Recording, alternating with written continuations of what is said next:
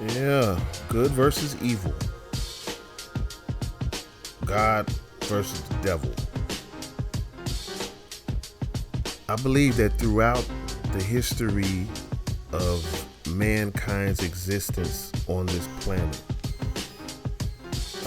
I think, of course, first we have to figure out how to survive. How do we not die? That's the first thing. How do we stay alive? Okay. Oh, you got to eat some stuff. All right. Okay. So over the thousands of years, we figured out that okay, well, if you eat this plant, it's poisonous and you fall out and die. But if you eat that plant, it's good for you. You know. Somehow we figured out that hey, man, some of these little creatures running around, we can eat those. You know. Some of these things swimming in the water, we could eat those too. But then certain creatures you eat, it's like, oh man, he tried to eat that frog and he fell out and died. Okay, well don't eat that frog, but we could eat the other frog. So yeah, just survival was first and foremost, right? Self-preservation. But I think once you kind of get that down pat, then it's like, all right, you start to wonder, like, okay, how did all of this come about?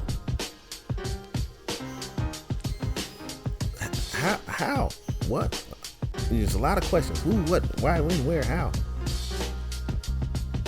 And I think that's where we get our religions from. I believe it was our way as humans to understand the world that we're living in, understand ourselves in that world that we're living in. Just try to make sense of everything surrounding us. Why is water wet? Why is the sky blue? You know.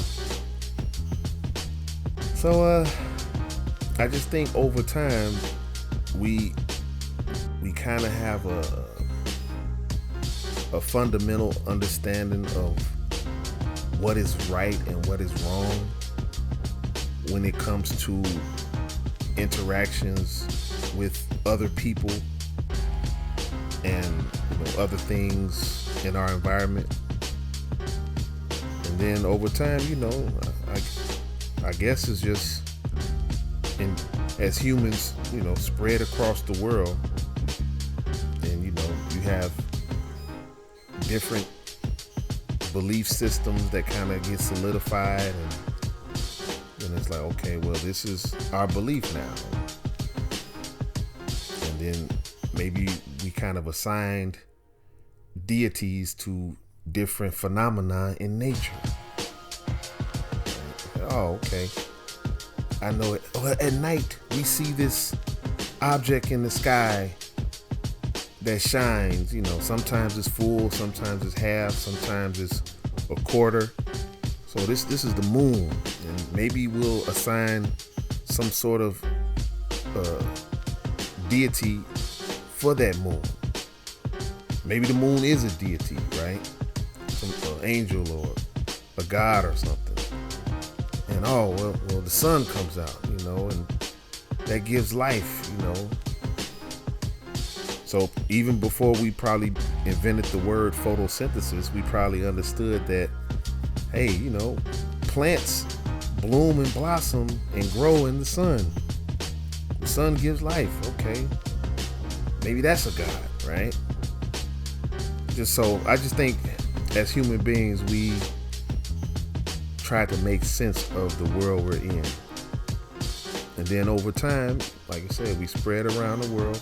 Because based on the scientific community, they basically describe the world as being smaller millions of years ago, and they say it slowly expands over time. So I'm assuming scientists say that it was just basically one large landmass, that's Pangea, and then as the world expands, that gigantic landmass breaks apart. So that that is possibly why we have different people on different continents, right? Because okay, after the stuff broke up, it's like, oh, we over here now, they over there. And then of course, geographically, certain things are different. Like the water levels have changed over time. So some parts may have been land mass where it's like, oh, we could walk across this strait and get to this different continent. But, and 10,000 years from now, that might be covered up with water, and you can't access it. You can't walk it. It's not a land bridge anymore. So it's like I said, we spread out at different parts of the world.